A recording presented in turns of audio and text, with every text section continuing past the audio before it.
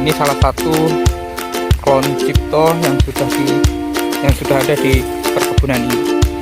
Lanjut kita ke ini klon yang baru kemarin sekitar 2 minggu yang lalu stek. Itu klon Arsat. Pokoknya di perkebunan ini sangat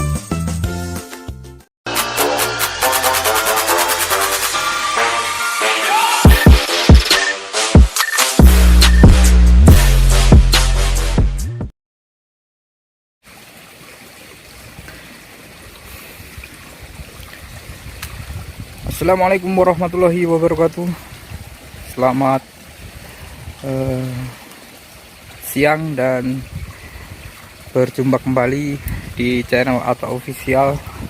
Buat sobat tani yang baru saja bergabung, jangan lupa untuk like, komen, dan subscribe channel Auto Official agar channel Auto Official dapat terus berkembang dan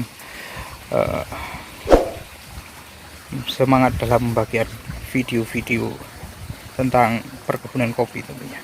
Baik sobat tani dimanapun kalian berada, pada hari ini kita sedang berada di perkebunan kopi dan kita akan melihat sejauh mana proses penyetekan yang sudah kita lakukan. Dan pada hari ini ada yang sudah waktunya untuk membuka setekan tersebut. Nanti akan kita lihat bagaimana cara menyeteknya. Pada konten yang sebelumnya itu sudah dibagikan bagaimana cara menyetek yang saya lakukan tentunya. Kita akan melihat jenis klon-klon kopi yang ada di perkebunan ini. Perkebunan ini baru berumur sekitar 5 tahun dan pada tahun ini kita sudah lakukan penyetekan hampir di semua pohon sudah kita lakukan setekan. Insyaallah nanti tahun setelah musim ini kita akan pangkas pancurannya, kita ganti dengan setekan-setekan yang sudah mulai tumbuh tentunya. Baik, di hadapan kita ini adalah jenis klon Cipto yang sudah dilakukan pada tahun kemarin dan ini sudah berumur 1 tahun. Kalau dilihat dari batangnya ini cukup bagus sekali klon Cipto ini, karena hampir rata-rata yang tumbuh itu tunas raja dan rantingnya ini cukup panjang-panjang. Ini salah satu klon Cipto yang sudah ada di perkebunan ini.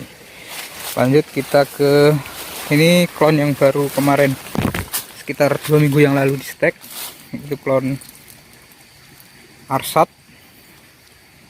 Pokoknya di perkebunan ini sangat banyak sekali jenis-jenis kopi yang tentunya yang lagi trending di perkebunan Lampung Barat khususnya, baik Arsat, Bagio, dan juga Cipto.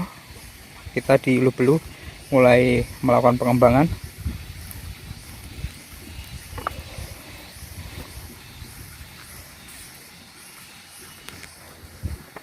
Kita akan melihat cara menyetek yang kita lakukan ini karena sudah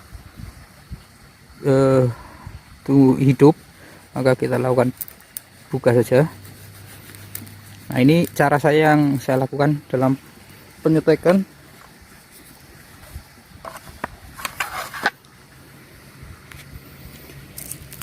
Yaitu saya tidak melakukan tali dalam, hanya belah tengah kemudian dimasukkan, kemudian ditali di bagian luar plastiknya. Ini cukup efektif dan juga cepat dan ada hidup tentunya.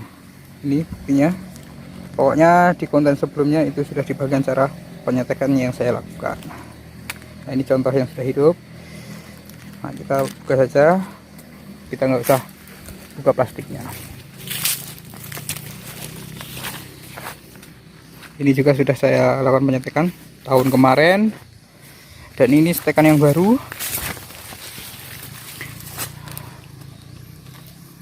Kita tidak menali, sudah dilepas, dan rata-rata hampir 90% penyetekan yang saya lakukan hidup dengan cara belah tengah seperti ini, dan menalinya itu di bagian luar, di plastik dalamnya tidak perlu tali. Baik, kita keliling. Ini stekan tahun kemarin, sudah ada buahnya.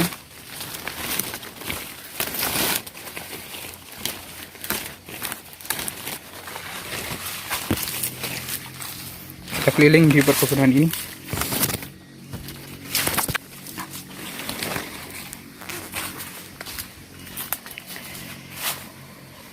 Ini juga penyetekannya dilakukan tahun kemarin. Nanti setelah musim ini kita potong lancurannya, kita ganti dengan stekan. Kalau jenis yang ada di perkebunan ini, jenis stekannya ada Cipto, Arsat, dan juga Bagio. Ini juga sekitar 2 minggu yang lalu hidup. Kita akan buka.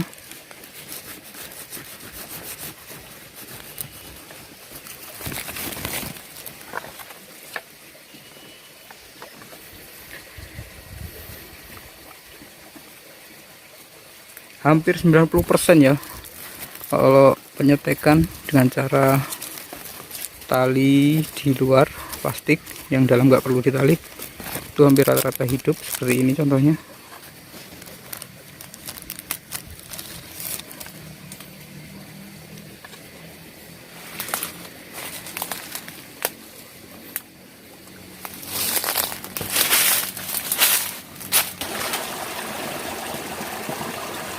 Jadi buat tani yang mau menyetekkan cara ini cukup baik lah. Jadi jangan khawatir kalaupun tidak ditali dalamnya, ini artinya hidup stekannya.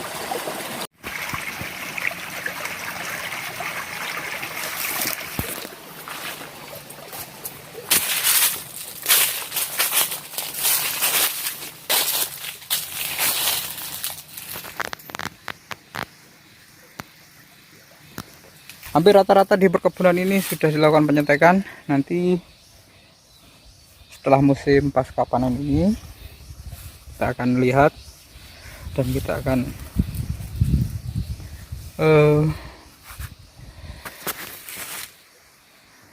pertumbuhan stekan-stekan.